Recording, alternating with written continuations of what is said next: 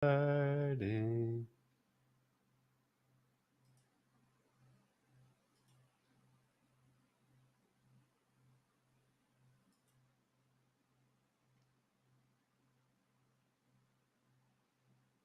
Oh, it's live now. Yay. How exciting. Say hello. Hello. Hello. What a good day. What an exciting day.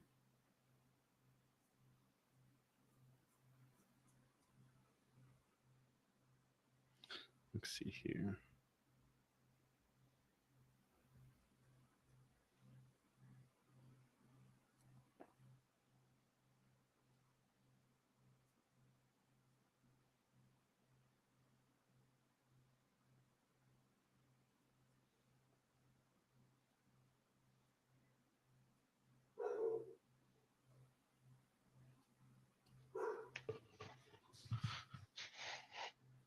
Oh, hello. He gone. He ran away.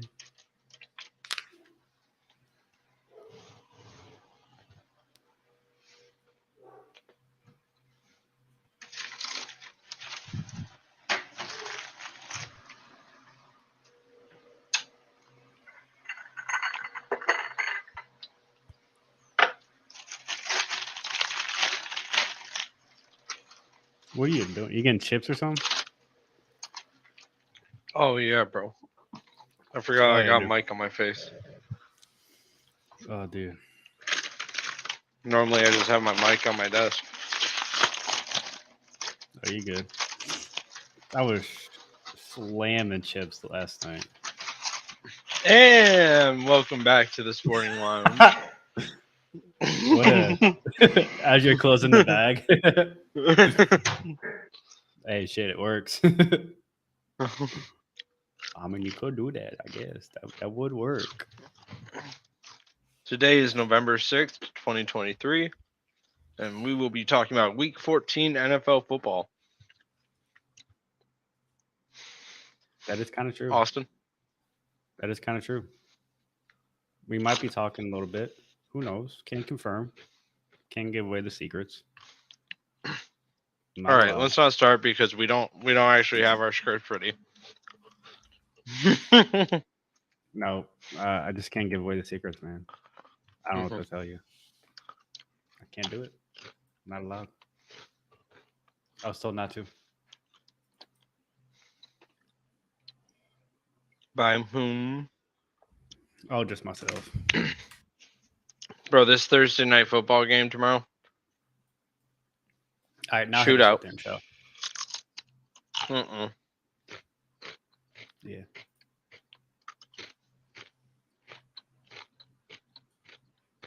Let me get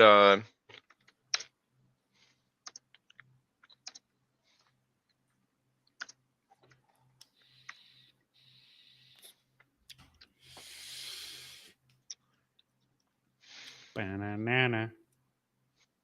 Banana.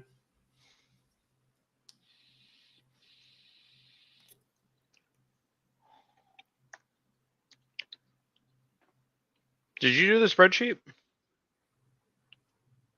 Not this week, no. I'll knock that out real quick. That's what I was holding up on. Oh, yeah, I totally forgot about that. My bad. You're good. My bad too. I didn't do it.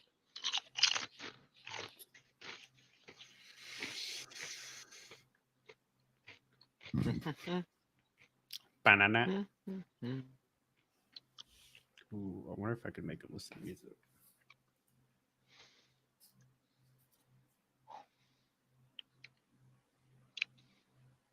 Peanut butter jelly time. Peanut butter jelly time. Peanut butter. Peanut butter. You chill. I could chill. But why would I?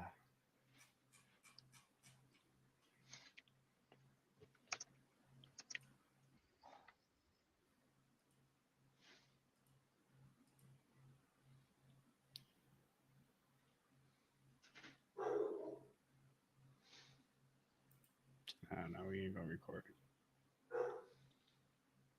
Could you do me a flavor? A flavor. Mm-hmm. Read the Orange. matchups this week to me in order. The time slots they're being played in. I got Steelers, Patriots. Falcons, Bucks. 'Kay. Bears, Lions. 'Kay. Colts, Bengals. 'Kay. Jags, Browns. 'Kay. Panthers, Saints. 'Kay. Texans, Jets. 'Kay. Rams, Ravens. 'Kay. Vikings, Raiders. 'Kay. Seahawks, 49ers. 'Kay. Bills, Chiefs. 'Kay. Broncos, Chargers.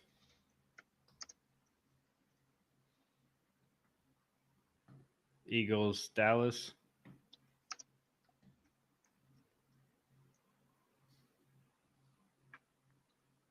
And there's Titans, Dolphins.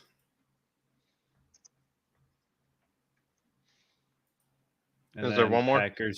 Packers, Giants. Cool.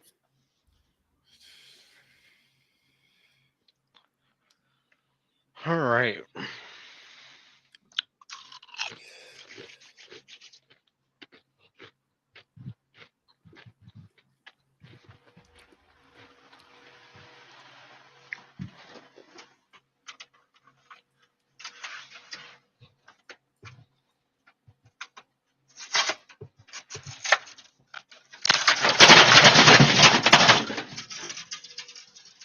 Jesus, what the hell?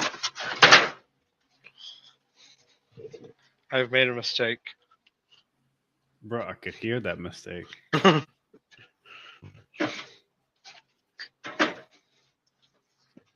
Oh God, it's spraying at me.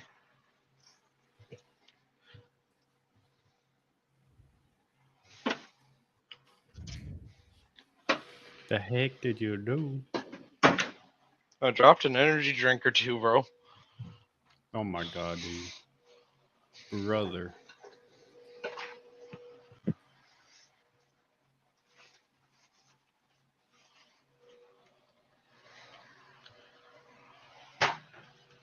My brother in Christ. Excuse me. Pound town. Can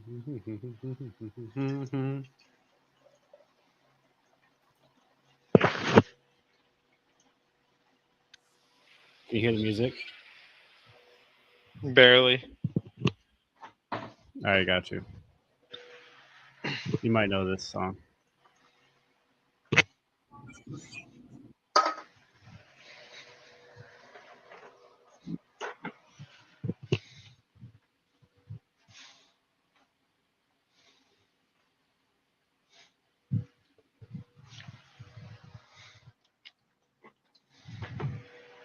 What a bop.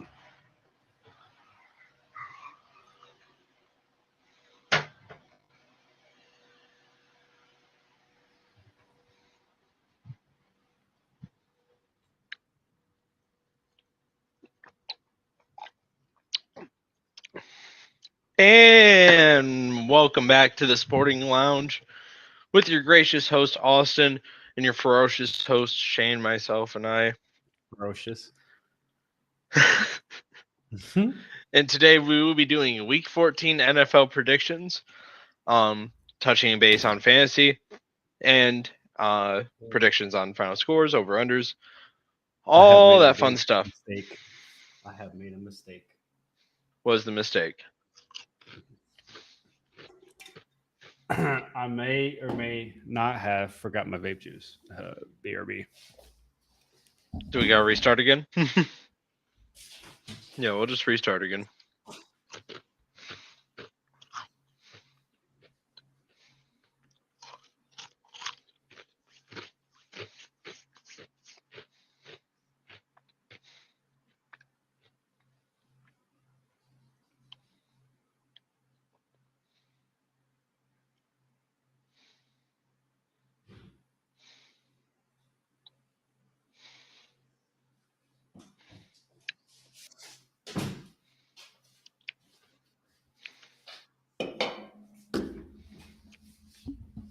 All right, I have fixed my mistake.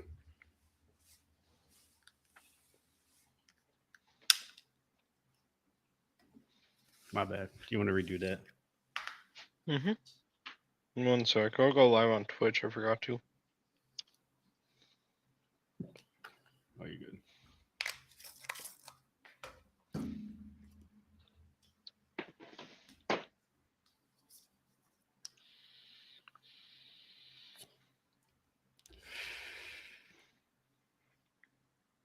Episode 100. Yep.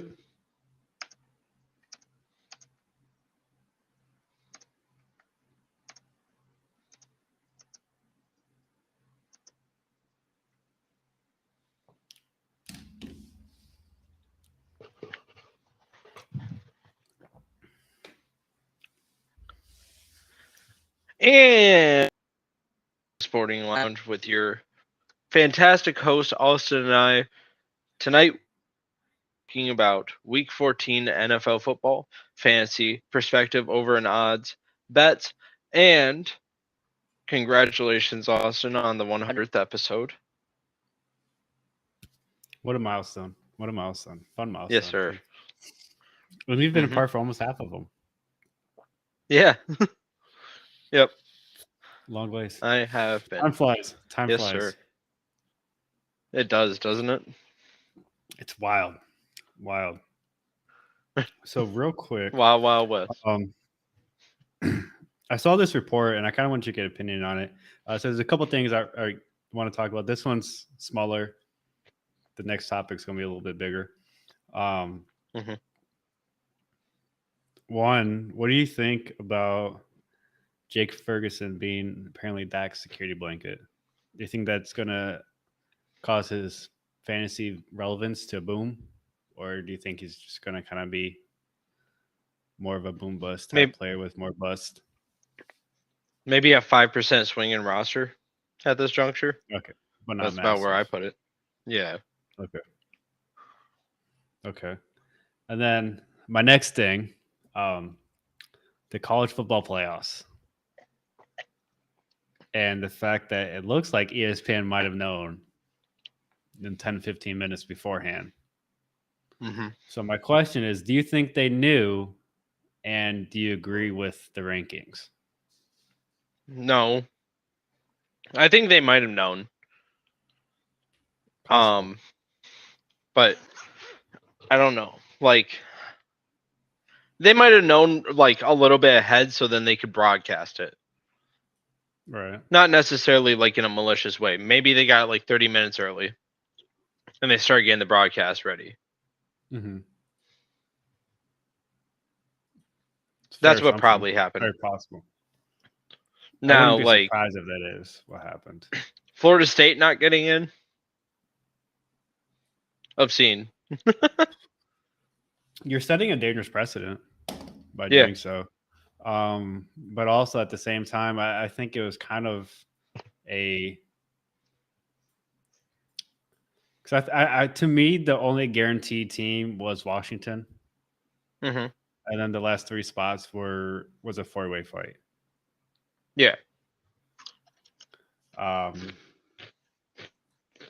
at the same time, I'm not surprised Alabama made it. I don't think they should have, but I'm not surprised that they did. I mean, Michigan earned their spot at this juncture. You can make a debate. They went undefeated, first of all. Yeah, again, okay, but I'm just saying you can make that debate because Florida got one undefeated and won their championship, won their conference. But they didn't beat number 3 in the nation. Okay, but there's still that debate that you could have that they might have maybe not made it and Florida State made it over them. I don't know. You could also make that debate that Georgia maybe deserved it more than fucking Alabama. But Alabama beat them. Or Michigan. Yeah, but jump fucking 4 spots? Come on. That's fair. Florida State not getting in is so fucking horrible. When they were already ranked 4. Yeah. Like, I understand them staying at 4 and Texas jumping up to 3. I get it. Mm-hmm. I understand that because Texas played phenomenal. And I understand Washington moving up to 2 because they played phenomenal. To me, they should be the number 1 team in the country based on the season they've played. And I would have kept They're Michigan very at good. 2. I would have kept Michigan at 2, Washington 1, Texas 3, Florida State 4.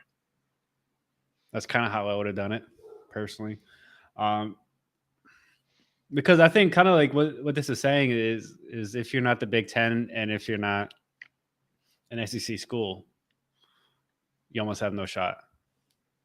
Yeah. Right? Because even though Texas isn't one yet, they will be next year. So I think it's good they're going to the 12-team playoffs because then this wouldn't matter. There'd be no controversy because everyone would be in the playoffs. Right? You're just playing for that. I don't know if there's going to be a bye week for them or if every team is playing from the get-go in the playoffs. I'm not sure either. Part. I didn't look too much into it because like nothing's been confirmed yet, has it? I mean, the 12-team playoff is confirmed. We don't know the enrollment and the details of it though. Yeah, correct. I don't think we know how it's going to be done. Yeah, but even if that's the case, you know, you're only going to have like the 1 or 2 seed really get the bye week if there is a bye week, kind of thing. So almost kind of doesn't matter, but it also does. Mm-hmm.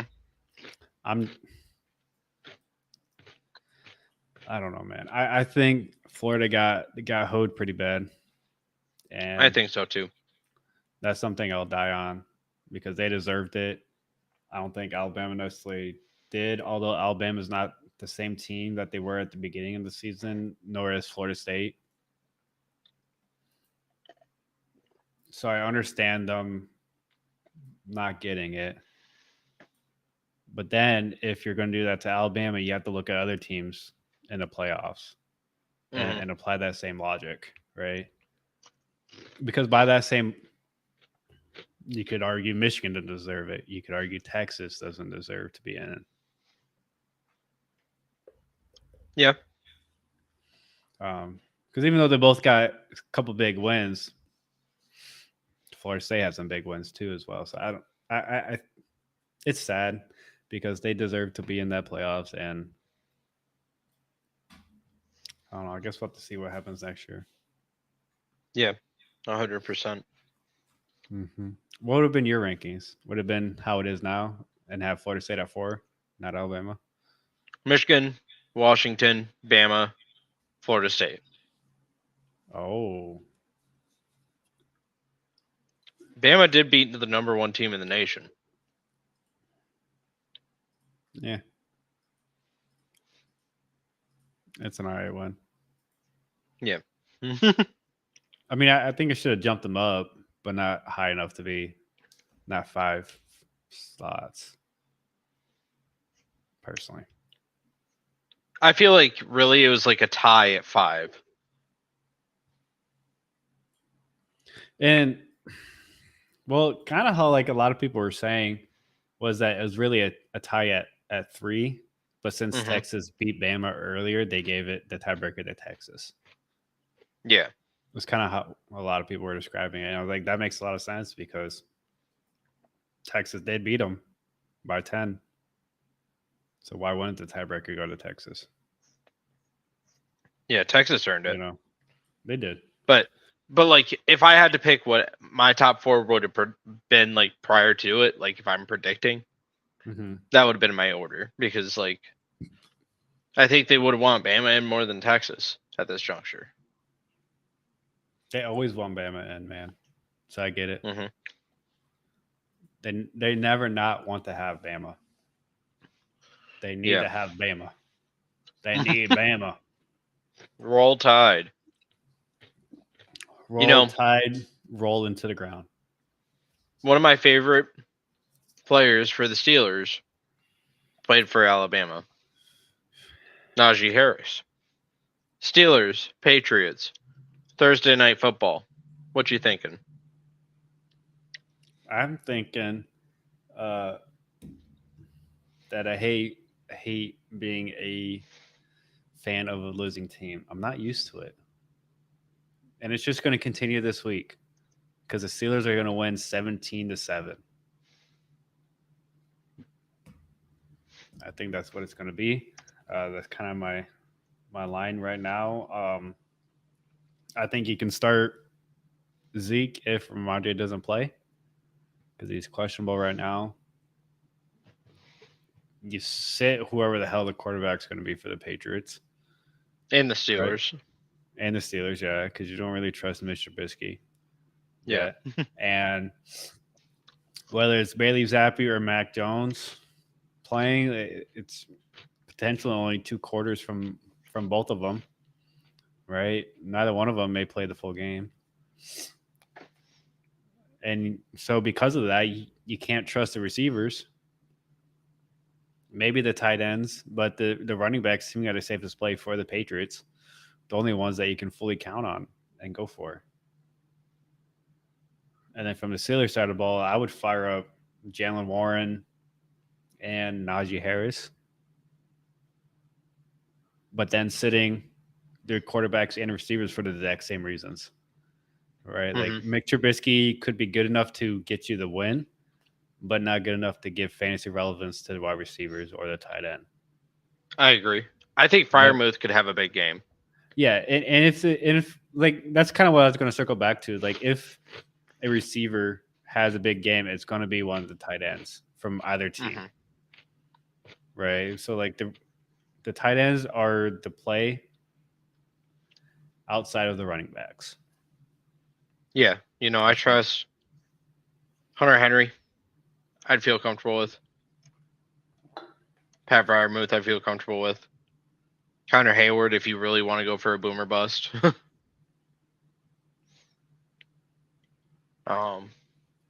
He's been getting a lot of quiet touches this season. Yeah. What better option than against a shitty Patriots team?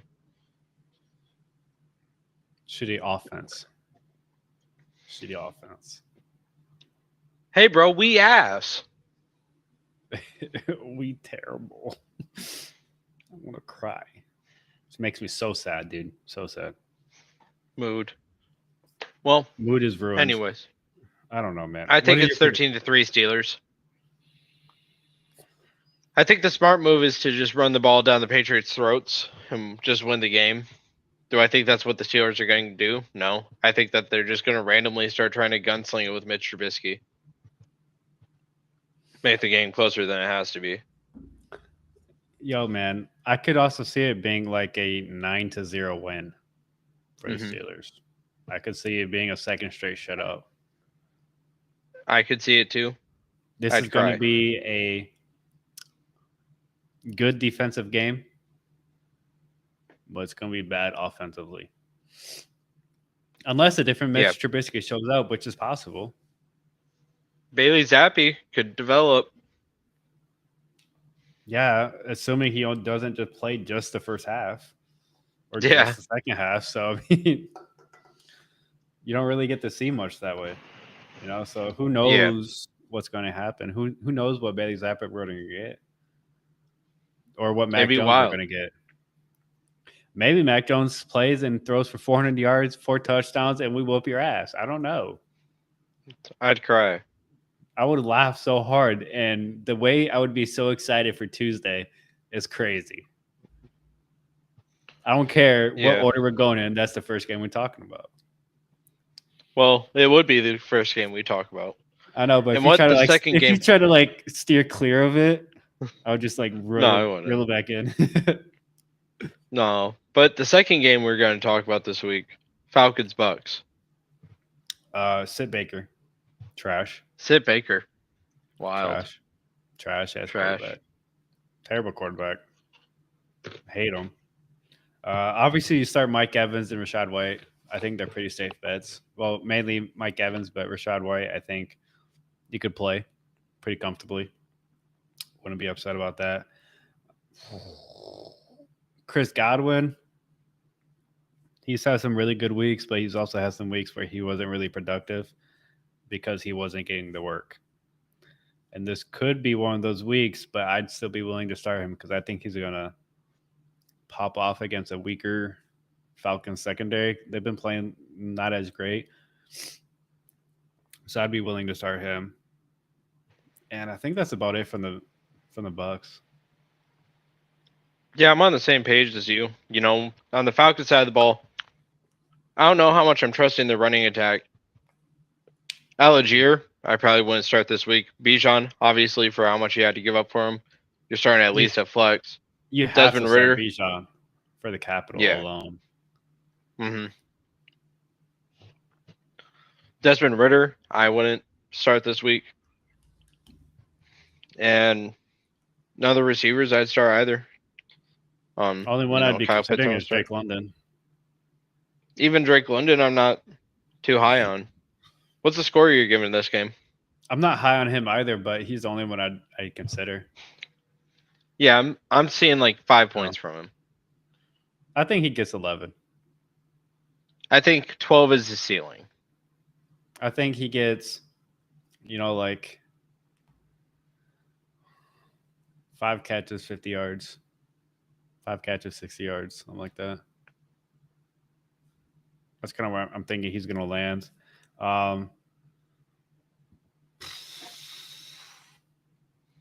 Bro, part of me wants to say this the Falcons.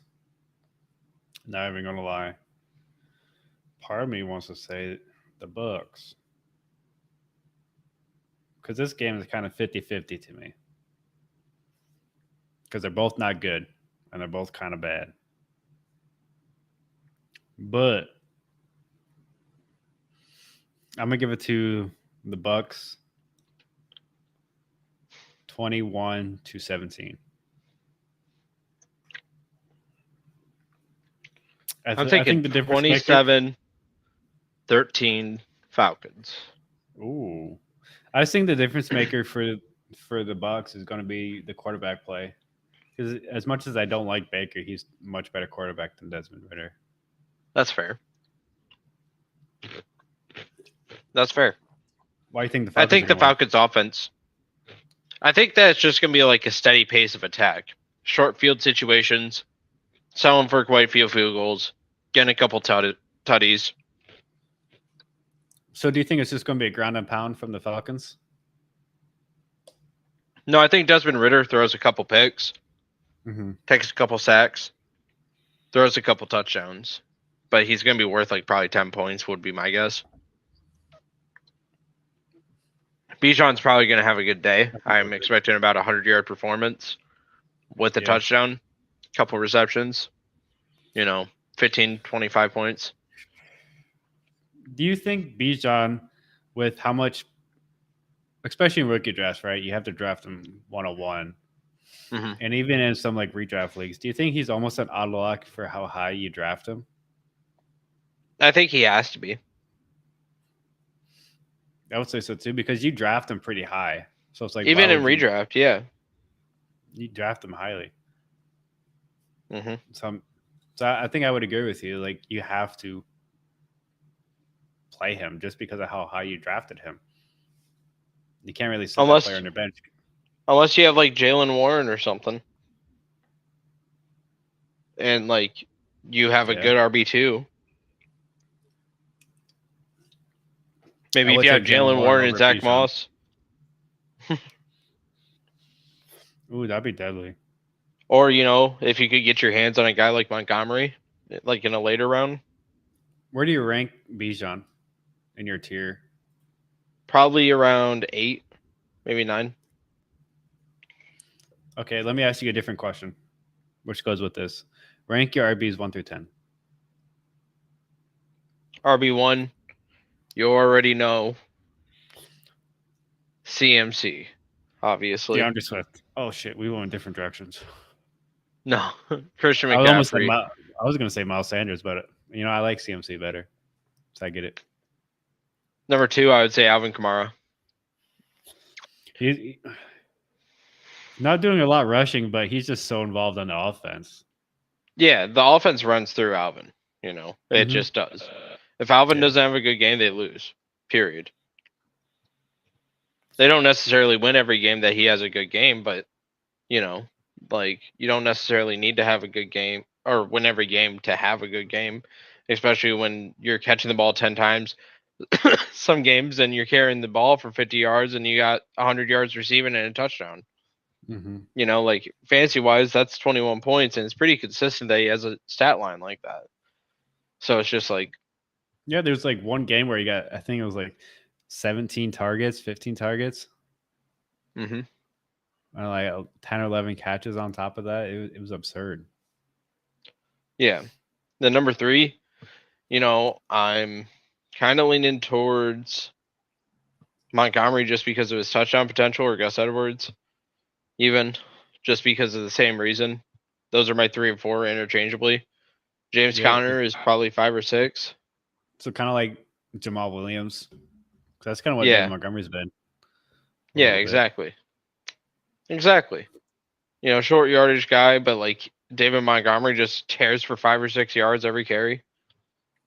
And then You gets know, those Najee doesn't touchdowns. have Najee plays a similar way, but he just doesn't have the touchdowns behind him to back it up. You know, when we're talking about fantasy rankings. Yeah, and if David Montgomery didn't have the touchdowns, we wouldn't be talking about him the same way, right? Because Exactly. We'd be at the talking end of about the him day, like we those talk points about matter. Najee. Mhm. Yeah. Yeah, people have been like, okay, it's time for Jahmyr Gibbs. It's time for Gibbs to take over the workload. But Yep. since he's getting those touchdowns and getting those points fantasy wise, we're like, okay, this is a deadly 1-2 punch. Yeah. You know? Yeah, I got to put Connor up there pretty high up too. Eckler as well. You know, Eckler above Connor, so probably 5 Eckler, 6 Connor, 7 Saquon because he just hasn't been healthy consistently enough. Mm-hmm. 8 Bijan, 9 Najee, number 10 Pacheco. Honestly, Pacheco's been good. Okay. I actually really like your list.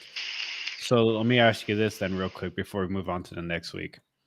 Where would you rank Dalvin Cook and Zeke if they're on different teams, being the lead back, the bell cow? Zeke probably about 13. Dalvin Cook 13, probably okay. about 6.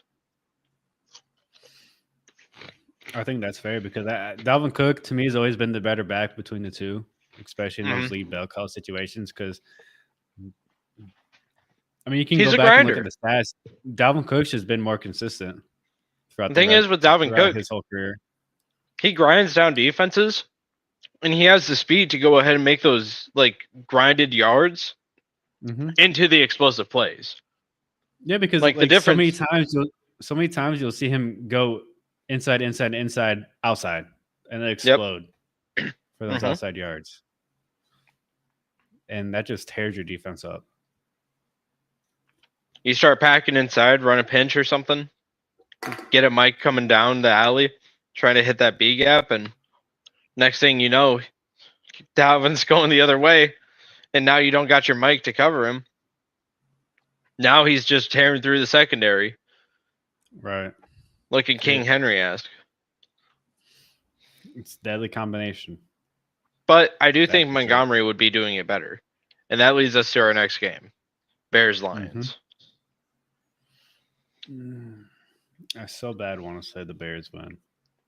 That's so wild of you. So quirky. But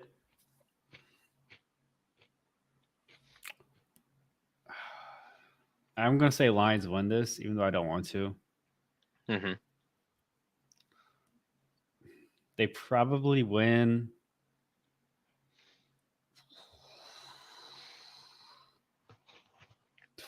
27-17. I think 27-20, somewhere in that range. So I'm gonna say 27-17 to be exact. I think they win this pretty handily. I think they're going to control the whole game. The Bears aren't going to really be able to stop the passing attack, maybe limit the run game a little bit because they got a good front four, a good front seven, but their secondary is lacking a little bit, especially in recent weeks. Mm-hmm. So, with that being said, like I think you fire up Jared Goff, I think you fire up Dave Montgomery, Amon-Ra St. Brown. You play Sam Laporta obviously because he's just been playing too good, especially as a rookie to not start him Yeah, he's a unless you have stud. someone not named Kelsey or something like that. You know. Even so, do you think but Laporta is even good then, enough to be in a flex spot? I mean, I think so. I think you still put him in your lineup, even if you have someone like a Kelsey or a Kittle. I think he's worth it. I think he'll get you more points than someone else that you put in your flex spot.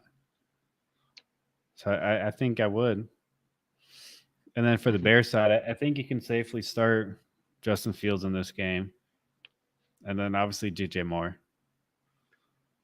I think is good enough to start because he's doing just as good as Amon-Ra. He has just 14 less catches on the season, but almost identical stats. Yeah, you're right. Yeah, especially with new quarterbacks coming into play. Yeah, or not, like allegedly at practice for the Bears. Mm-hmm. There's been, extra practices being done with the starters and shit, So if that comes to fruition, what you think? I don't know, man. Who you start?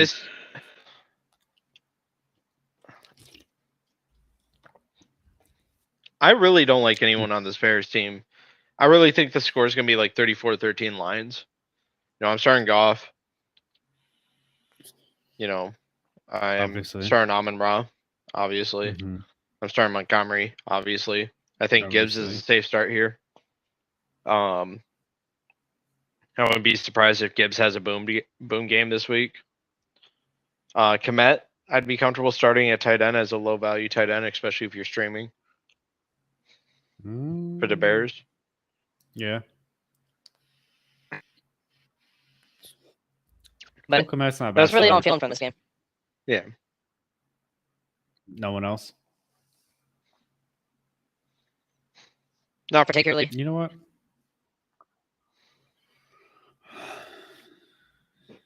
Okay, so let me ask you this: what do you think the biggest hole on their roster is? Like the Bears? To you, what is their biggest? Yeah, the biggest position of need. Wide receiver. See, I was thinking quarterback because I'm just kidding. I think wide receiver is fair. I know we've talked about this in the past. The Bears still need to draft Marvin Harrison.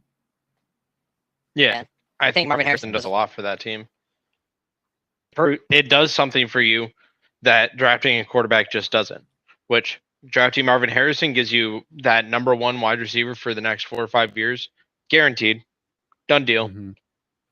It gets you a character guy, and it makes it so Justin Fields has to prove that he is him. So you're either getting a playoff berth this next year, or that you're drafting a new quarterback. So if Justin Fields shits the bed, Marvin Harrison won't be good enough to carry the team to an extra 3 or 4 wins even, because he's a wide receiver and Justin Fields is I don't see Marvin Harrison coming in and just getting the Bears 4 wins. It's either Marvin Harrison comes in and Justin Fields and Marvin Harrison get the Bears to 12 total wins on the season. But I don't see them coming out of more than 4 wins on the year just because they draft Marvin Harrison. That's just kind of where I'm at with the Bears. So they draft Marvin Harrison. I don't see them going 8-9 or 9-8 and then getting a mid-round draft pick, and now they can't pick their quarterback. No, it's they're still going to be drafted in the top 5, probably, maybe even top 10. And you get 2 high first-round picks here.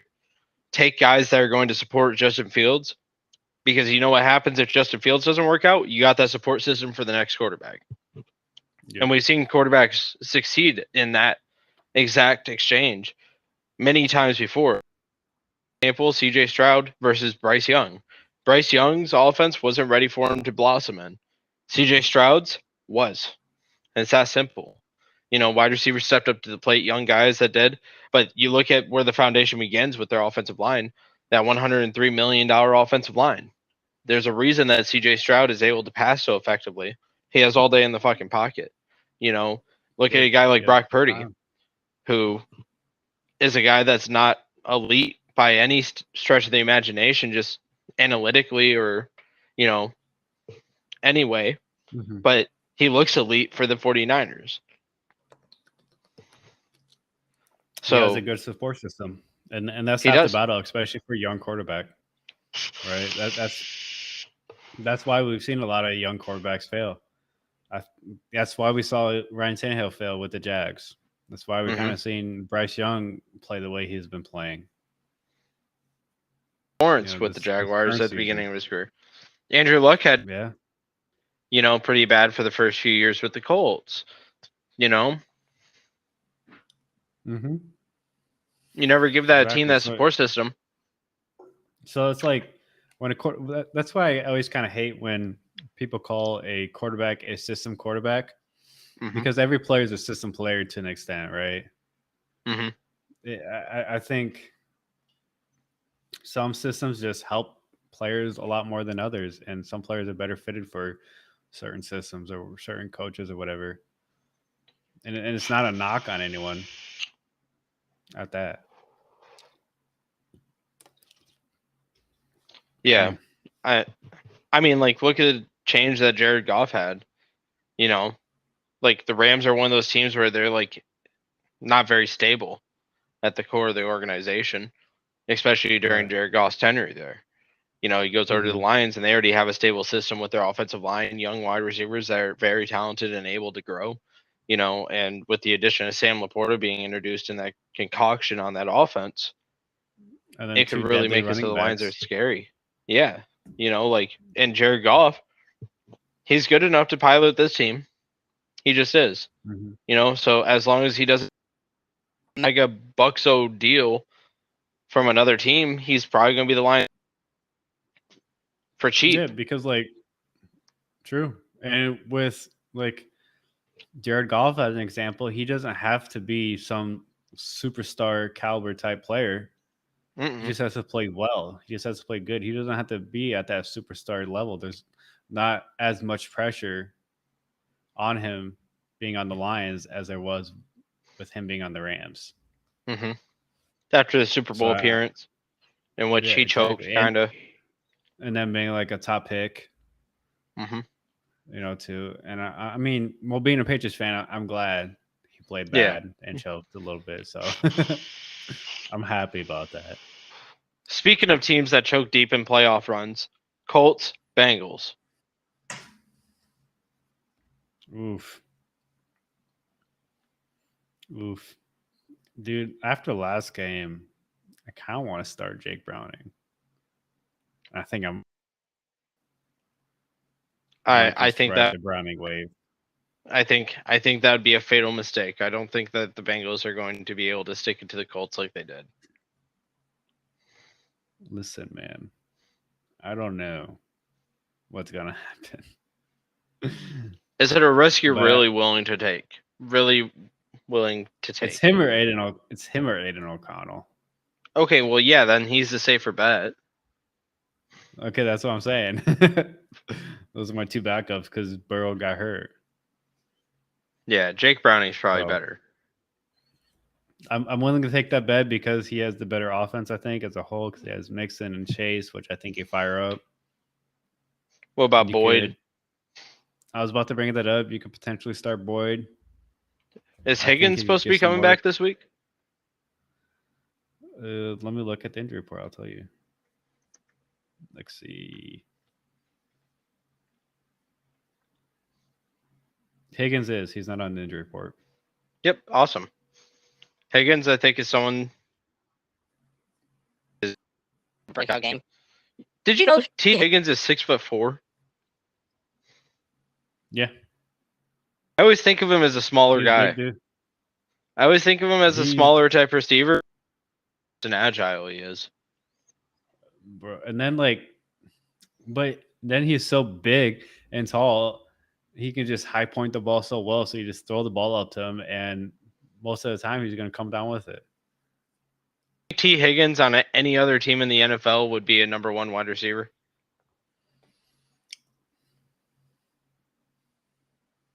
I think there's very few teams where he wouldn't be. Name those teams. The Raiders. Okay. The 49ers. Okay. The I Bills. would argue he wouldn't be. The Bills, he would not be. Potentially the Jets, because I think Garrett Wilson's really good, and I think the Jets really love Garrett Wilson, so they might give the edge to him. Yeah. Yeah, I think you can make that argument. Minnesota. Minnesota, yes. Maybe the Titans. No, I because they think have he could take D-Hop. over D-Hop.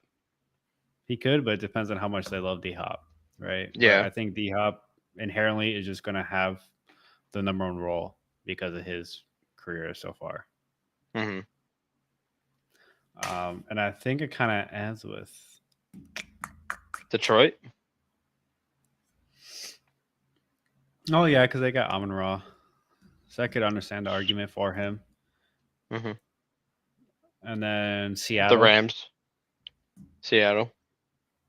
and the Rams. But So but I think we're pretty much like half the league almost. yeah. I think we But just named, also like 12 teams.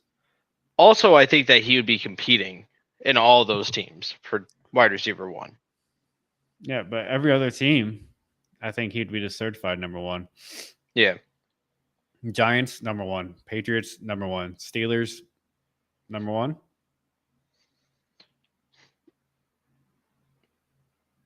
I think George Pickens should be number 1.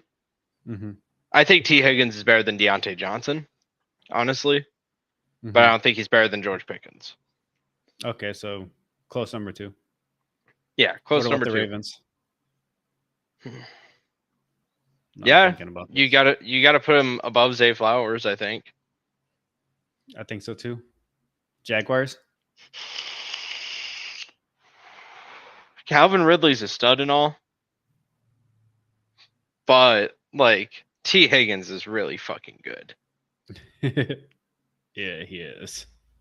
It's nothing He against is. Calvin Ridley. It's just I think T. Higgins is low key like Moss like, and he Mhm. doesn't get the credit, because he hasn't had those fantastic catches that are like replayable. George Pickens, the biggest reason that he has his name out there and everybody's like, oh yeah, he's a wide receiver for the Steelers, is because he had that amazing catch, I believe, against the Bengals and one against the Browns. Yeah. Like that one-handed grab, he's snatching it out the air, arguably better than OBJ's, Like, You can make that argument. George Pickens doesn't have that catch. Not as many people know him. T. Higgins hasn't had that catch, but he's just a solid, like, consistent, all-around great player. And he has the ability to moss players. He just doesn't really have to usually because he has really good route, like, precision. So it's not like he has to, like, get matched up on a fade because you got Jamar Chase doing that. So his job on this offense is to try to draw attention off of him. And he's a stud. So I would start him this week. I like him in this matchup. And the Dolphins, you want to put T. Higgins over, not the number 1 on. Yeah. Here's some numbers Just for you. That's what I thought about the Dolphins. Last week against the Jags, 3 receptions on 3 targets. Against the Buffalo Bills, 8 receptions, 9 targets, 110 yards. So broke the 100-yard barrier. So that's 5 points. So he's at 16 plus the 8. That's 24 points. Just 2 weeks ago. The week before that, 5 receptions on 6 targets, 69 yards. So 11 points. Really solid. Almost 12. Week before that and the week before that aren't as great, but 2 receptions on 4 targets, 20 yards, and 2 receptions, 4 targets, 19 yards. It's just like he's almost catching everything that's being thrown his way. It's like 75% plus of the passes getting thrown his way. He's just coming down.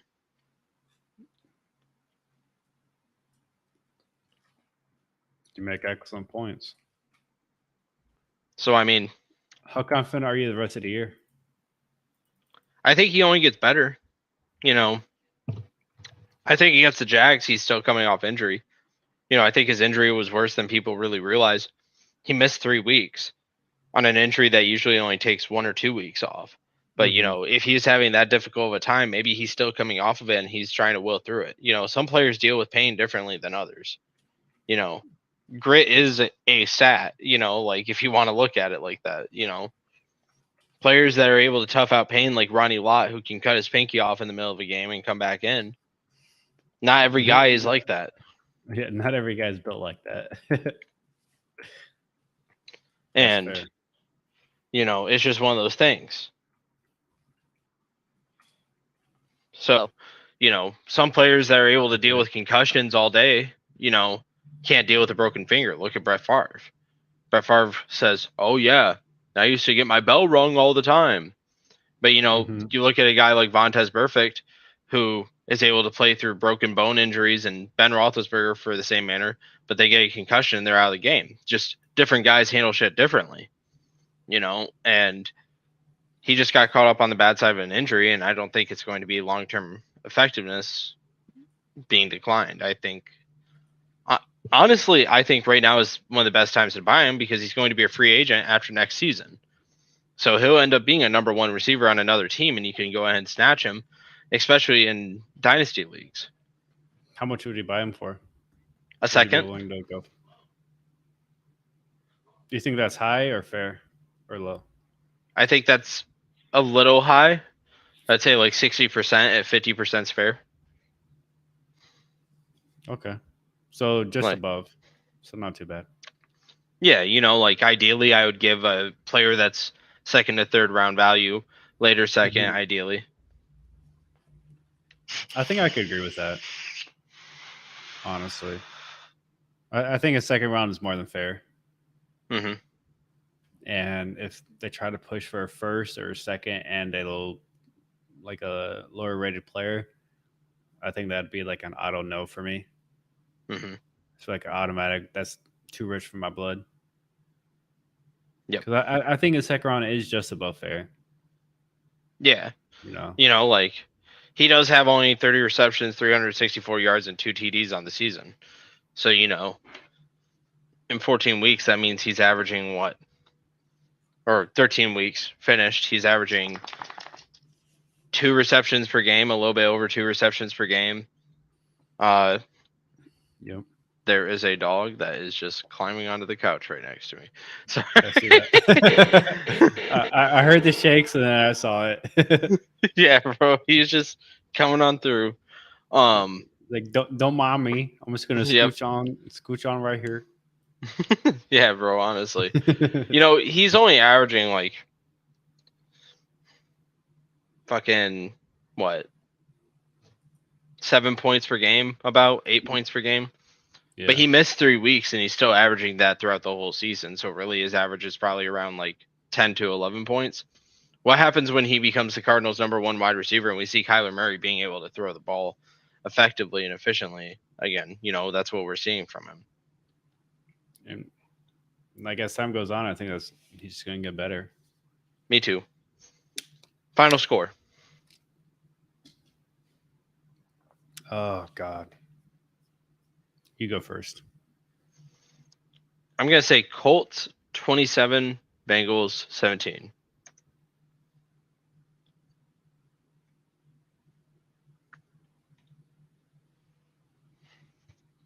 I'm going to say Bengals 34, Colts 24. I think the Bengals win this. I could see it. All right. So Bengals buddies over in Ohio are going to go ahead and take on the Jaguars this week. What are you thinking here, Austin? The Jags. I think the Jags are in real trouble. Especially losing Trevor Lawrence for the next 4 weeks or so. Yeah. Good amount of time. I think but also at the same time, the Browns are down their starting quarterback too. So I don't know. This is I'm probably only starting ETN for the Mhm. Jags. Probably not taking a chance on any of the wide receivers. I might think about Evan Ingram as like a nice little security blanket for the Jags.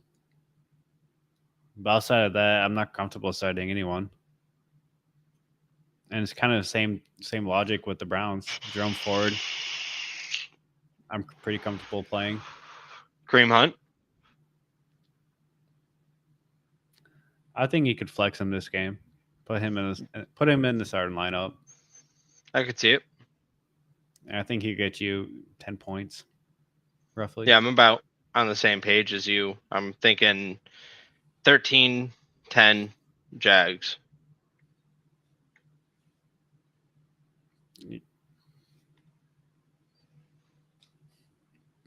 Yeah, I was going to go about 17-10, personally.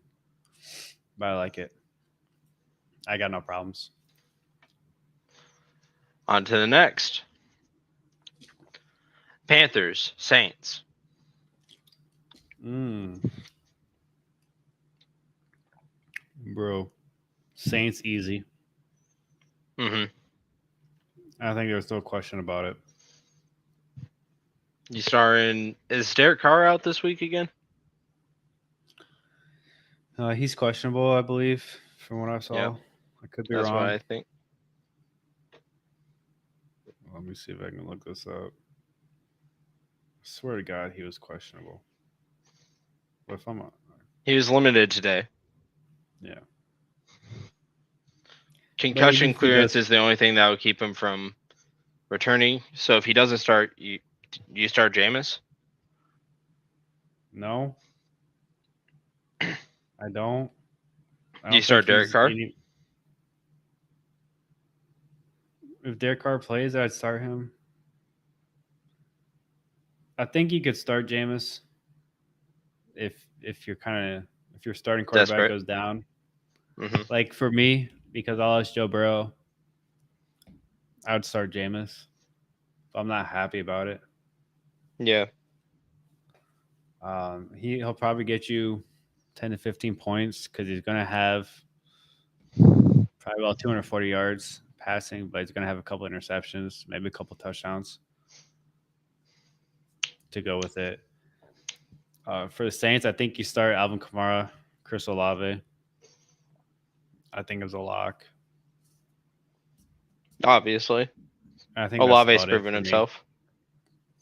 Yeah. Yeah. Plus, they're kind of banged up on the receiving side of the ball right now too, as well. You starting anybody on the Panthers side of the ball? Bro. I think Raheem Shaheed would be a good start this week, by the way, for the Saints. He might. I mean, I could get it because the Saints are kind of banged up offensively with wide receivers. Mm-hmm. But from the Panthers side of the ball,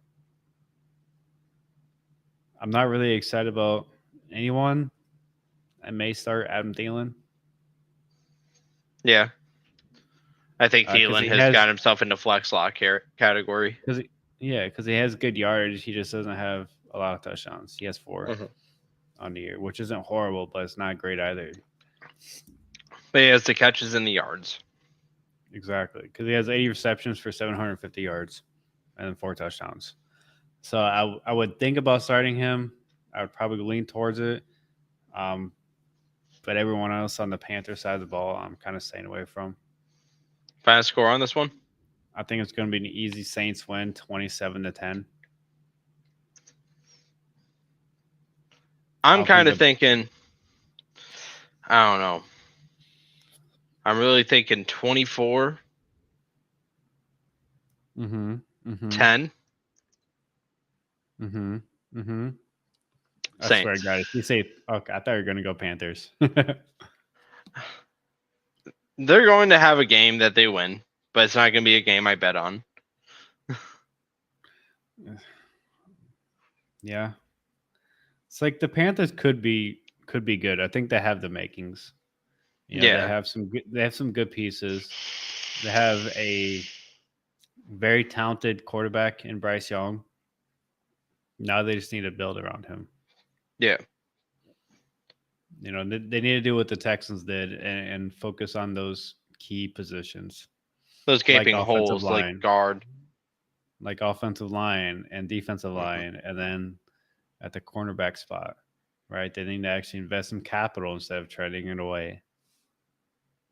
Until they do that, and then they invest some money in the offseason.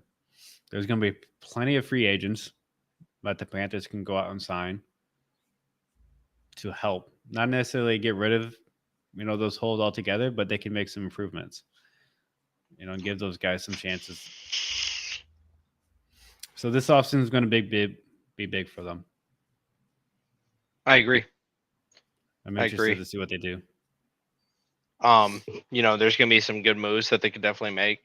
Mm-hmm. Offensive line is going to be a wide open position, not only in the draft but during free agency. A lot of great offensive linemen are going to be available this free agency probably. So, Do you think because of that, Do you think the offensive line is something they should just have like clean the house with? no, they have a good right tackle. Okay. They have a good left tackle. They both have been playing solid. It's interior pressure specifically. The center doesn't have a great release on the ball. I think getting a Pro Bowl caliber center, honestly, might be a life changer for that team. Mm-hmm. If they just upgrade their center, that might be all they need to do. But, with how poorly the center's been playing, the guards look even worse. So because of that, it makes me think that you want to upgrade at least one of your guards, preferably the left guard. Mm-hmm. Tackle isn't really the issue with the Panthers when I'm watching film. It's not like edge rushers getting a ton of sacks on them. It's defensive ends, defensive tackles. Right. The interior pressure.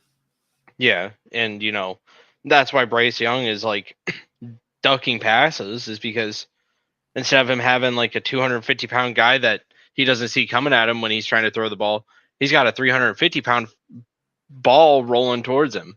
That's the difference. Dude, roll on the ground. Yeah, Tumbling towards him. there's a big difference there. You're not aware of the pressure behind you. Boom, you get hit, but you got the throw off. You step up in the pocket. Well, you know that you're stepping up. But when you're forced to run back or you're forced to just brace up for that hit, like when you step up in the pocket, you're getting hit and you kind of brace your shoulder down, you're getting hit, it's coming. When you're in that position, you're like, I don't want to get hit. So what can I do to not get hit? Yeah. Almost nothing.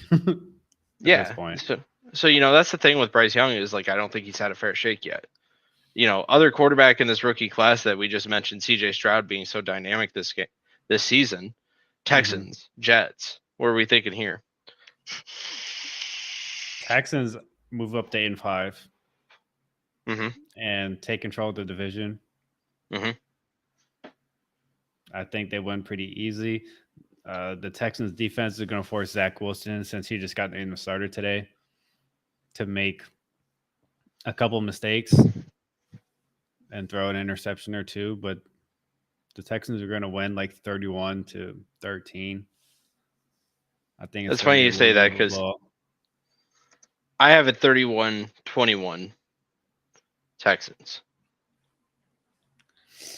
I can see it. Again, I think the Jets' key to winning games, especially this year after losing Aaron Rodgers, has been to run the ball. Mm-hmm. And they don't do that consistently. Like one game, they'll run it, 20 times. The next game, 10 times. I don't think that they'll be able to run it on the Texans like that. Not enough yard. They won't get a lot of yards, but they need to run the ball, get those 3-4 yards per carry, establish themselves, which I think they can be do. Multi-dimensional. Yeah, and not just immediately go one-dimensional, because we've seen that so many times from the Jets this season. Well, they'll throw the ball 45 times, but only have ran it 9 times. Yeah, right? bro. And I showed you. And you can't expect to win the games like that, especially with Zach Wilson as your quarterback. I showed you that game I played online on Madden. I beat that guy 94-14. I did that through a balanced offensive attack. He didn't know what was coming. I could hear him through the mic. He's saying, "What? I don't even know what defense to call, bro."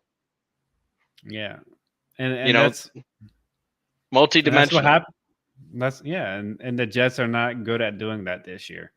It's like they forgot how to coach and call plays. Horrible adjustment skills, it seems like. Do you think Mhm. Robert Saleh is on the hot seat? No, I think they'll give him one more year. I think next I year think so, is too. his hot seat year. I think Yeah. he's pretty safe this year, but Because next Aaron year Rodgers got injured. yeah, and I think that's the excuse that's going to be made. Mhm. Right? If they're 4-8 with Aaron Rodgers, I think he's on the hot seat. I think Possibly he's fired. gone at 4-8. I Yeah. don't think gone yet, but I think he's on his way out. Yeah. Right. But so because of that, I think next year is his hot seat year, so to speak. 100%. You know, so People were glamoring Oh. about this hot seat this upcoming season. Sean McVay with the Rams going and fighting off the Ravens, who have been dynamic this season, coming off a bye week. Lamar Mhm. Jackson looking in full form. Zay Flowers looking like he's coming into his own. What are we thinking here? Zay Flowers balling on boo. Mhm. Golly, the Ravens have been playing well. Rams been playing pretty decent though as well.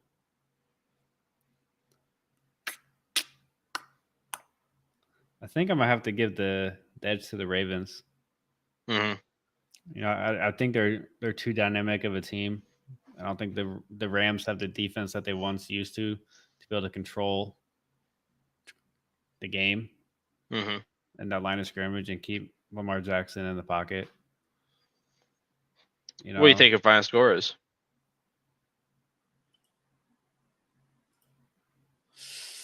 Ooh.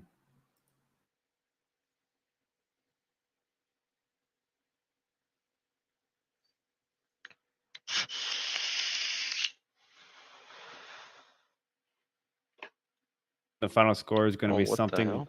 Yeah, I'm back. I'm thinking the final score. Uh, What? your other one's still here, bro. Oh, is it really? Yeah, Oh, that's so weird. that's gonna make things awkward. This is weird. Okay, there we go. Is it We gone? can just cut that out later. Yeah. Okay. I don't know, man. I feel like it's going to be 24 to. I don't think it's going to be a blowout. I think it's going to be a mildly close game. Mhm. I think it's going to be like 24-17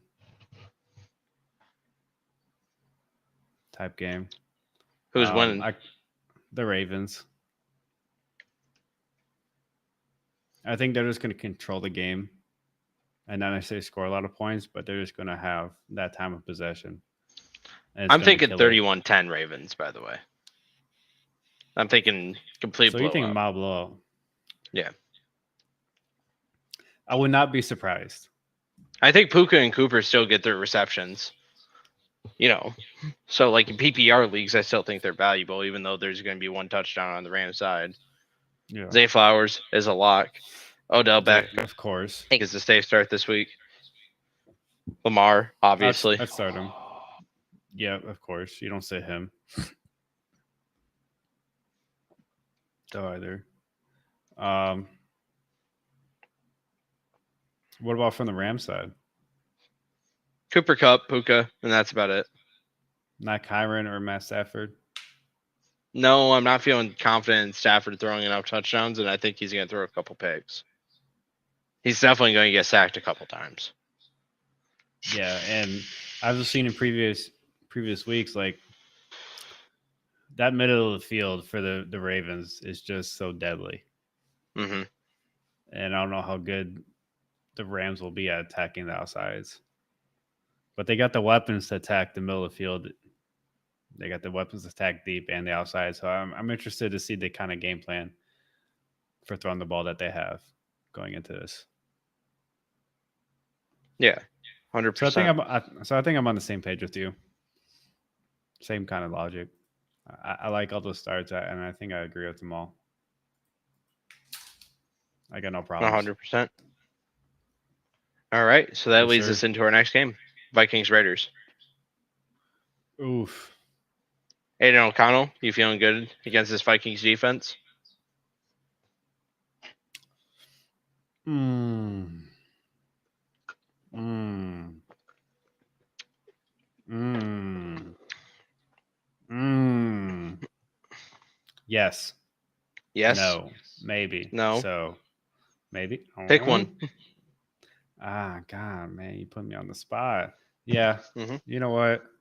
I'm feeling good against Aiden O'Connell. I think Joshua Dobbs makes some mistakes. It's going to give them the Raiders a short field position a couple times, Okay. which is going to lead to some easy points.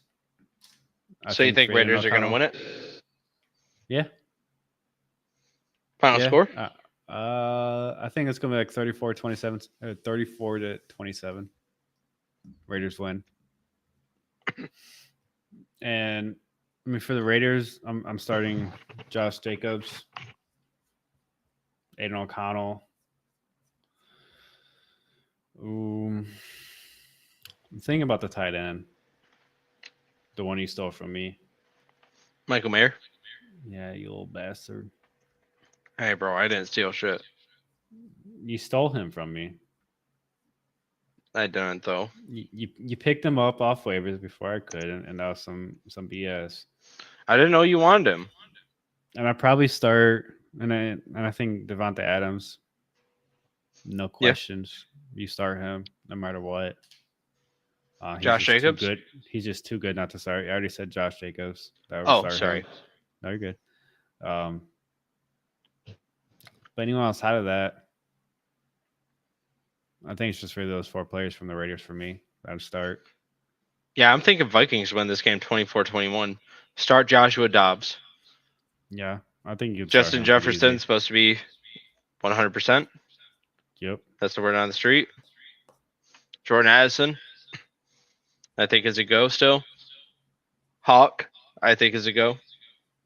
Madison, I don't think he's going to get enough work. Hawk's an easy go, yeah. Yeah. Raiders, I agree. Adams, you have to go with. O'Connell, I think will have a solid game. Not great. Super flex, valuable starter. But other than that, I don't know. JJ is full go. He's not on an injury report. So yep. I think he never said JJ, so Is there anyone that you'd be willing to like take a risk on for like a big boom week? Jacoby Meyer? I could see it. I think there's going to be enough work there, not necessarily like yardage wise, but enough like short fieldage, red zone type plays for him to get a touchdown and like 3 or 4 catches, which I think is going to be enough because that gets you 13, 14 points right there. 100%. That's kind of where I was thinking with him. So I could see it. Not surprised. We know he has the potential to have over 100-yard game too. So yeah, easy potential. So, against a mediocre Vikings defense that might have to double team Adams, opens up the door for Jacoby to have a great day. Yep. Especially if he's getting slotted up in that seam where they're going to be playing on a, cross coverage. So, they might be running like a robber look on one side and a Tampa 2 on the other, and the reason they're running the robber on one side is because they're trying to go ahead and shift the field to watch the backfield on one side and also have the double coverage on Devontae Adams still. But now you get to trade that off for, just a full zone coverage scheme that goes ahead and helps you cover out everything else on the field. Right. So, with that being said, that leads us into our next matchup. Seahawks, 49ers. Oof. I think Brock this is Purdy, an easy CMC, 49ers win. Ayuk, Debo, Kittle. Anybody that's wearing red. DK, I'd start. Gino, I'd be hesitant, but If you don't think he's going to throw too many picks, then go for it. That's your call. I'm not comfortable starting him this week, but if you think against me, I wouldn't blame you. JSN, I feel like is going to have some work this week. Yep. I agree. And Charbonnet is probably going to get some work. He might have a 100-yard performance in total. So you don't get that boost, but I could see him getting a touchdown and a few receptions. I'd lean Kenneth Walker over him. Is Kenneth healthy this week? Yeah, he's not on injury report. Okay, cool. Then yeah, obviously Kenneth Walker. Do you think Zach Charbonnet is ever gonna like? Do you think they're ever gonna be like Jaren Warren and Najee Harris, where they're both valuable most weeks? No. Just because I don't think they run the ball enough. Yeah, and I would agree with that. But that's not who the Seahawks are either. Right. You know. So Walker is listed as questionable currently, by the way. I was looking at ESPN. I didn't see that. As of 2 hours ago, Walker oblique was a non-participant at Wednesday's practice. Oh, that's wild. ESPN whacked then. Yep. That's so crazy. That's so crazy. Was Was that article read? Okay, you know what it might be? That article might have been written earlier in the day because that report wouldn't have came out until around 6 p.m., maybe 7 p.m. No, I'm looking at the Gamecast. Well, no, that would have been 5 p.m. in Washington. Yeah, I guess whenever they listed the injury report. Yeah. As of. Yeah, never mind. Anyways. Because if they listed at like noon or something, then that could be where that's at. But maybe it's just not reported on yet. If Charbonnet, if Walker doesn't play, Charbonnet's a go. Charbonnet, I think, is who needs to go. But if Walker plays, I think coming back from injury, they might slow him into it. But then I wouldn't play either one of them. But if Walker is more like a full go, then I think you play Walker easy because they're going to feed him. They're going to give him the workload. Probably might not get the yardage or get that 100-yard bonus, but he's going to get a touchdown and then a few catches. 100%. Any other starts this week for you? No, that's about it for me. There's not a whole lot. Final score? Down the Seahawks. San Fran, 34-13. I think it's going to be another blowout like last week for the 49ers. I'm thinking 41-27 49ers. 41-27. A little bit below, not too bad. 14.1. Yeah. I like it. I'm with it. I agree. That leads us into an AFC heavyweight matchup. Bills, Chiefs. God, dude, both teams are playing like ass. They are. So I don't even know who to pick for this one.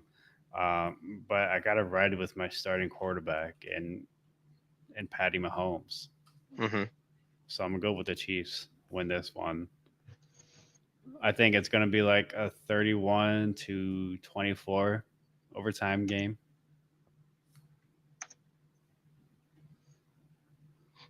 Calling OT on it. I'm calling OT on it, and it's another game where Josh Allen gets scared of the coin toss. Possibly. What's the repercussion for you calling OT? None. Do we just get one overtime pick a week? I think there's no repercussions. There's no repercussions for you in the tie. That's fair. That's fair. So that's fair. I wouldn't be. I mean, this is what. I mean, they've already gone twice now between the Chiefs and the Bills, so I could see going a third time.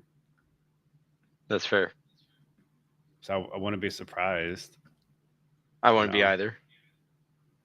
So, and I'm kind of rooting for it. I think it'd be fun. It would be kind of fun if this was a tie. That would be wild if it was a tie. Just ended in a tie. That'd be crazy, dude. The tiebreakers after that would be nutty. Oh my god! You want to know what to do? the AFC would the whole AFC would be shook because, the Broncos are competing for a spot. The Raiders are competing for a spot. The Dolphins are trying to hold their spot from the Bills. And then, where a tiebreaker might come in is if Broncos end up winning throughout the rest of the season and the Chiefs drop a couple more games, and then they go and get the first seed, and then now they're in over the Chiefs, and now the Chiefs are competing for a wild card spot, but the Bills are too because the Dolphins are already in. And now that you got this tie that's going to be settled in conference wins, which they have a similar amount to. If this game ends in a tie, bro, it literally could just end up fucking everything up. If this game ends in a tie, it's because of Taylor Swift. True. And Travis, you could just blame it on Taylor Swift. Even though she was like the person of the year, but she wouldn't be the person of the year in this case because the Chiefs lost because of her. I'm going to say 24-17 Bills. 24-17. It could be a very low scoring game, so this would kind of be a game that I'd probably bet the under on. Yeah. Because any fantasy starts that are notable this week for you? Rashee Rice? No offense is looking great. Rashee Rice, I'd probably take a fly on. Gabe Davis for the Bills, I'd take a fly on. Which one would you rather start, Rice or David? I have more faith in the Chiefs, so Rice. I agree. I don't like the Bills' offense enough. I think it's better that they have Joe Brady. I think he could do good things for them. But all in all, I think Rice, I think is the obvious answer. Gabe Davis just hasn't really done anything this year, whereas we've seen some flashes from Rashee Rice. 100%. Mm-hmm. What about you? All right. Man, I'm not feeling safe on Gabe Davis at all. Stephon Diggs is going to put up numbers. Mm-hmm. Dawson Kincaid, I think, is going to be pretty solid. I think I'm expecting 11 points from him this week. Josh Allen, I don't think he's going to have a great week. And the Chiefs side of the ball, I'm feeling good with Rice. I'm feeling good with Kelsey. Patrick Mahomes, Pacheco, I think, is actually going to be one of the touchdowns that the Chiefs score that I'm predicting. But after that, I think he's going to have probably 5 receptions, 80 yards on the ground.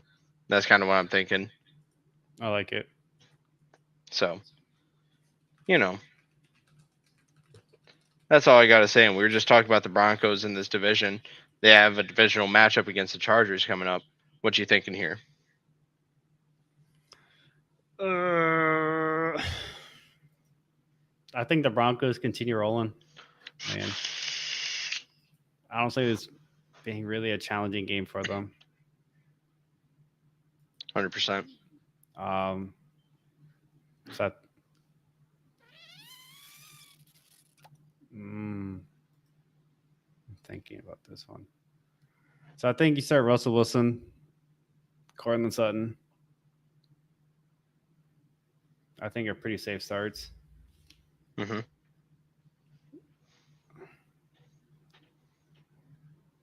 But for the Chargers, Austin Eckler, you might be able to start Justin Herbert, but he also might have a game like he did last week against the Patriots where he's not worth a damn, Keenan Allen, I think is an obvious start. Yeah. Maybe Gerald Everett if you need a tight end stream.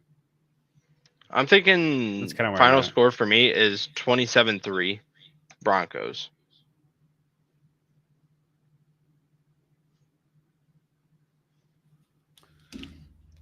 Wait,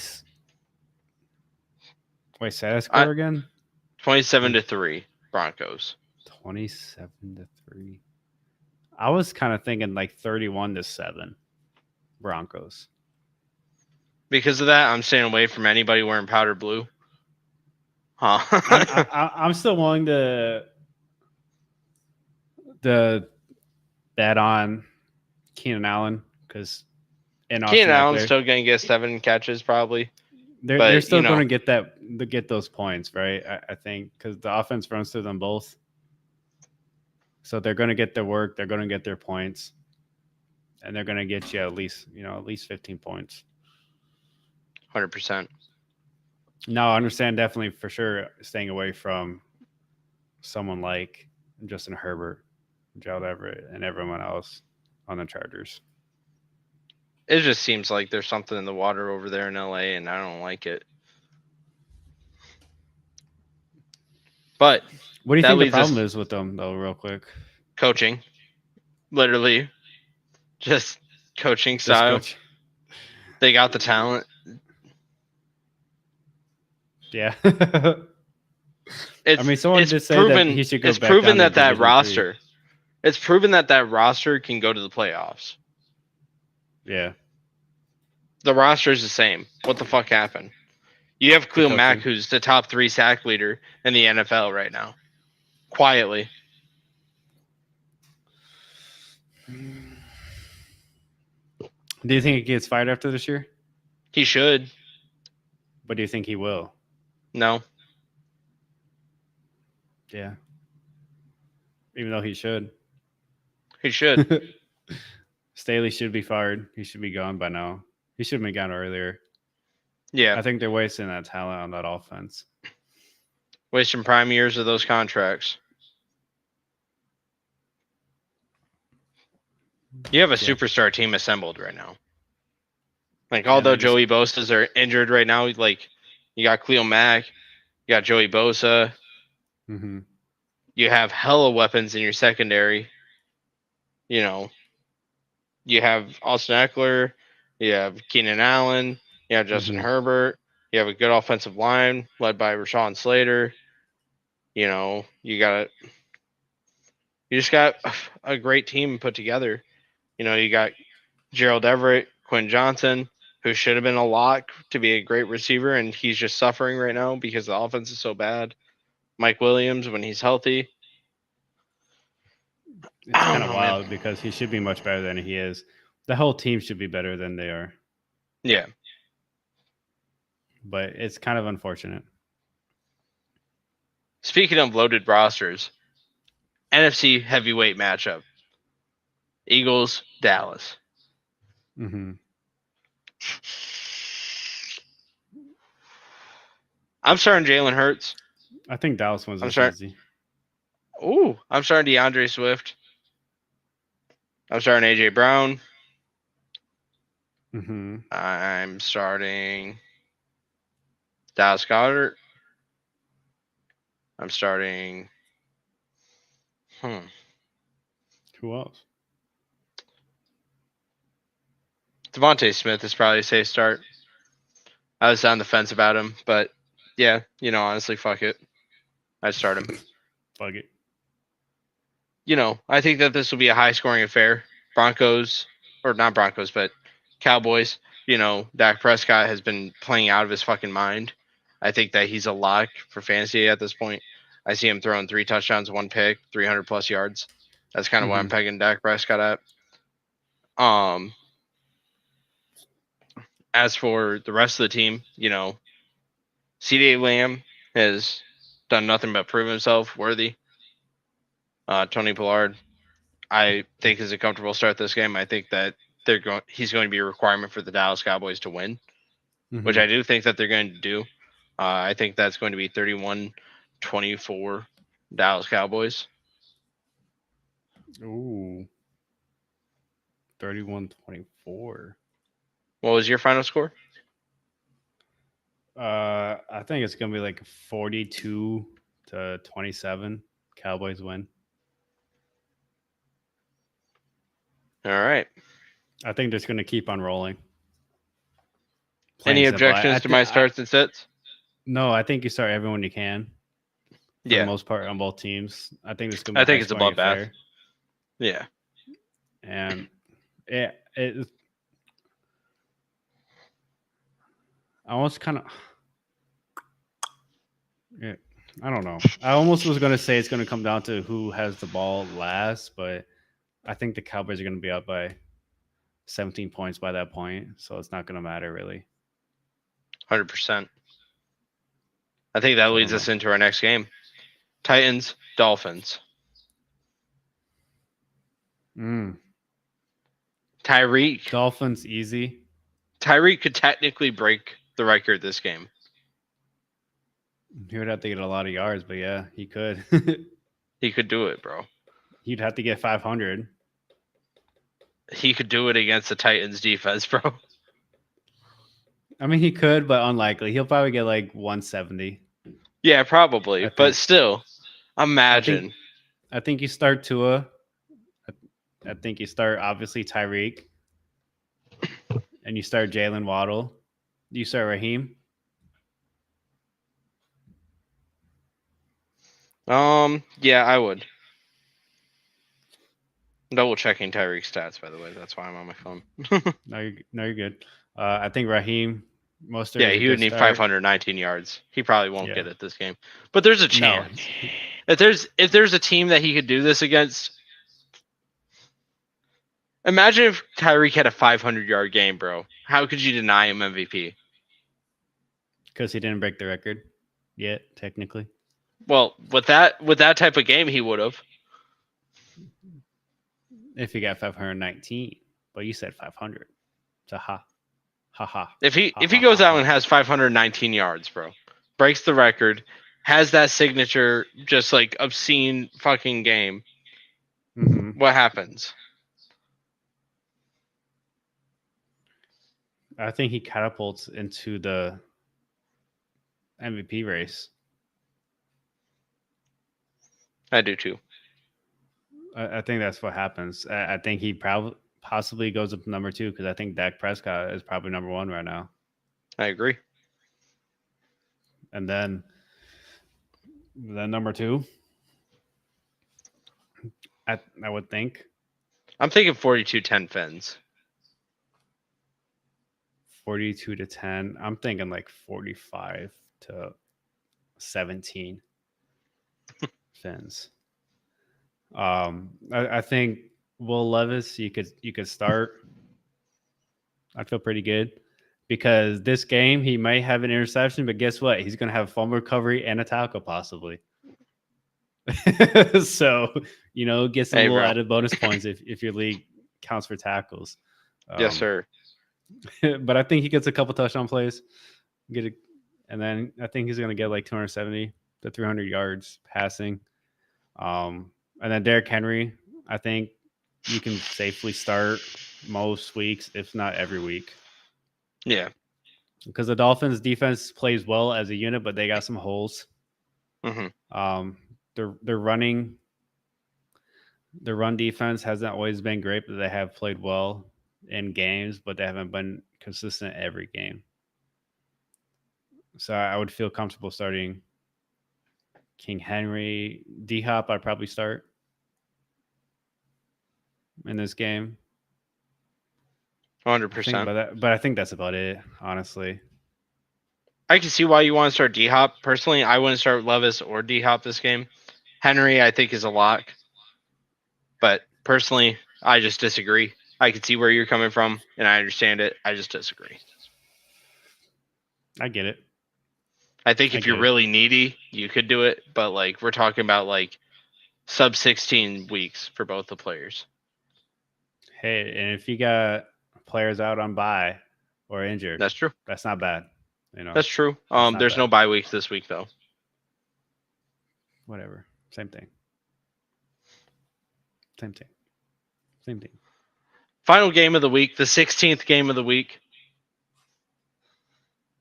Oh, actually, is there teams on a bye right now? There are 2, so eat it. There are 2. Cardinals and Go fuck yourself. Washington.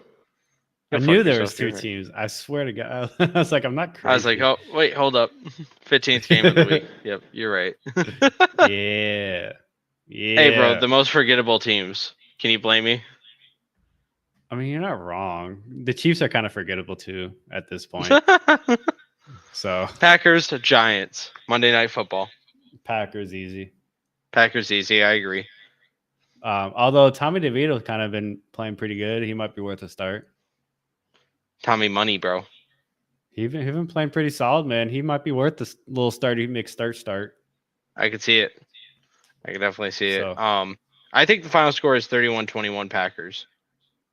So, he's Yeah. still valuable in that scenario. So, yeah, I could see a start for Danny DeVito. Danny DeVito. Anyone else for the Giants?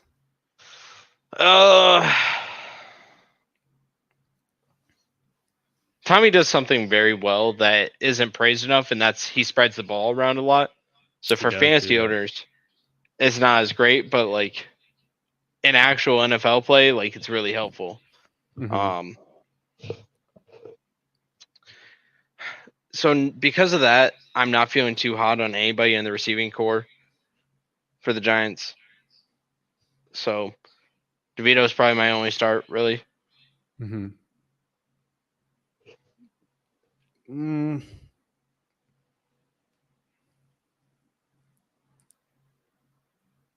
Yeah. Yeah, I think Tommy DeVito's the only one that you can start. I was trying to think of a counter argument, but I couldn't come up with one. Yeah. I couldn't think of anything. So I was like, well, I guess I got to agree because I think you are correct in that Tommy DeVito is really the only one worth starting outside Saquon. And I don't think Saquon's playing this week. Yeah. Obviously, Saquon plays, he gets the nod. Right. But On the like Packers side of the ball? Giants don't have anyone worth a damn on the receiving or any backup running backs worth playing. On the Packers side of the ball, Jordan Love, I think, is a pretty good start. Christian I Watson, think he's a go. I think pretty good he's a go. starter. Romeo Dobbs, how we feeling? If you're needy at flex. And then I'm forgetting the guy from Michigan State they just drafted. Do you remember his name? Jaden Reed. Jaden Reed. Jaden Reed. I pass on him this week. Do you think he has that boom potential though this week? Yeah, I could see him getting 15 points or so. Nothing more. Hey, you know what? That's all I need. Because I'm starting him in our other league. Hell yeah. What's the final score of this game? I think the Packers win pretty easy. 34-14. Ooh, you got a blowout. I think it is going to be a pretty good blowout. All right.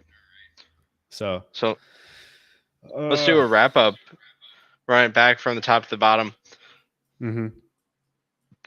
Steelers Patriots. You say 17-7 Steelers. I say 13-3 Steelers. Do you lock in? Lock in. Falcons Bucks. 21-17 Bucks. 27-13 Falcons. That was easy. Okay. Bears Lions. The Lions 27-17. I said 34-13. That was easy. Okay. Colts Bengals. You said Bengals 34-24. I said Colts 27-17. Easy.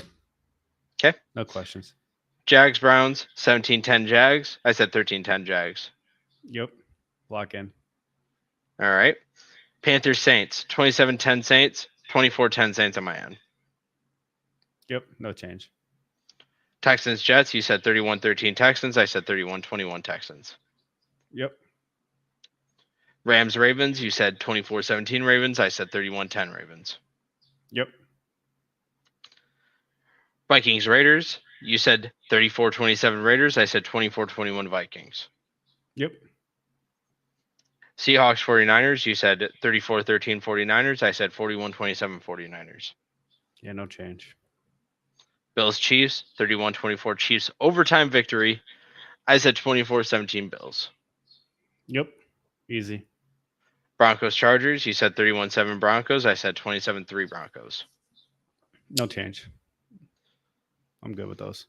Eagles Dallas 42-27 Cowboys. I said 31-24 Cowboys. Yep. Titans Dolphins. You said 45-17 Fins. I said 42-10 Fins. Yep.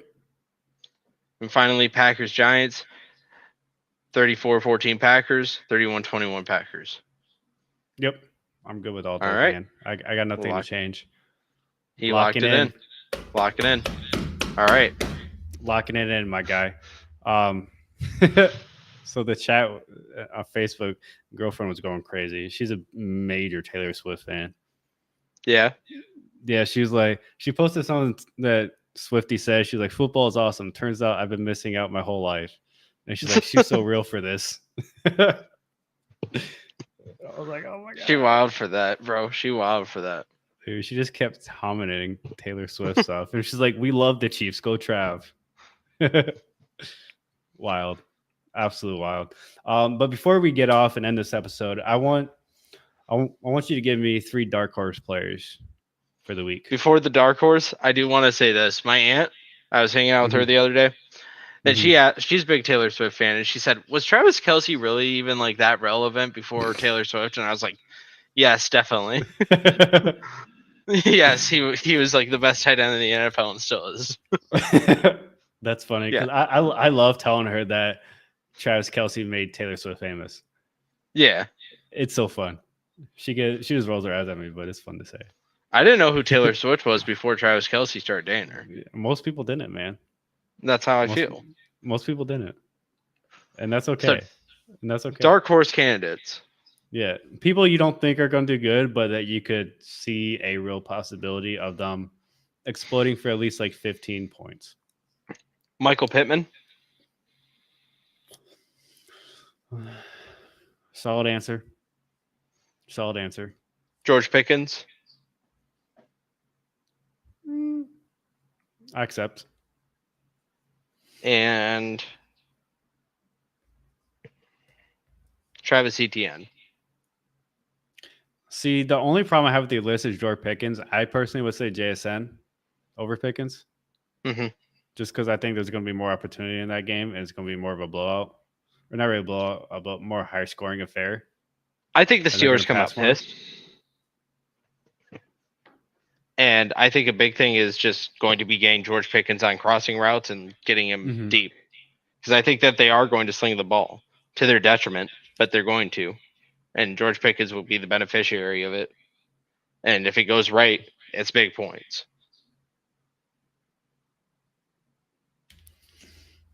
Yeah, I agree. JSN, I can, he has the I potential, can but the issue is like, sorry, I just want to wrap up on this point on the comparison. No, you're good. The thing is with JSN, it's the issue with JSN is different than the issue with George Pickens. George Pickens gets the targets when he gets open. JSN doesn't, because they're trying to force the ball to DK Metcalf, or they're just taking the pass to Noah Fant. They just are routinely. George Maybe Pickens gets open. Maybe he shouldn't be slow. Pickens? Maybe Pickens should just not be slow and be a little bit quicker. It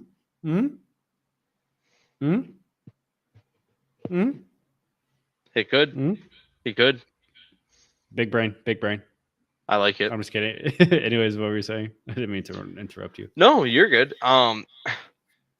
Just at the end of the day, the matchups that he's going to be getting against the Patriots, I think, are going to be significantly better than the matchups that JSN is going to end up having to deal with. I get it. Like I said, I just think there's going to be too much work to go around in that game for the Seahawks receivers. I think they're going to pass enough to where that potential is there for JSN to get that extreme work. Okay, realistically, 4 receptions, 7 targets, right? If we're playing this scenario realistically, and let's say 60 yards being generous, that's 10 points. And if he gets a touchdown, so that makes him touchdown reliant to get up to 16. Yeah, it's a good game. Now, George Pickens, on the other side of it, if the Steelers are going to play how I think that they're going to play, he's going to end up getting probably 6 targets, 3 or 4 receptions. I think probably 3 callbacks. I'm seeing him getting more yardage because I think that they're going to be deeper passes and probably a touchdown. So I'm seeing him get 70 yards, 80 yards on 3 or 4 receptions. I don't disagree with the argument, and I understand it, and I agree.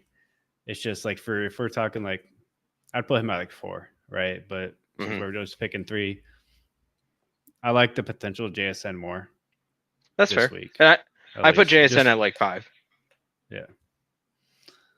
But like I said, I wouldn't be surprised if Pickens goes off for 20 this game because against a degraded Patriots defense and a very sad Patriots offense, Mhm. it's very likely the Steelers could be on the field offensively a lot this game.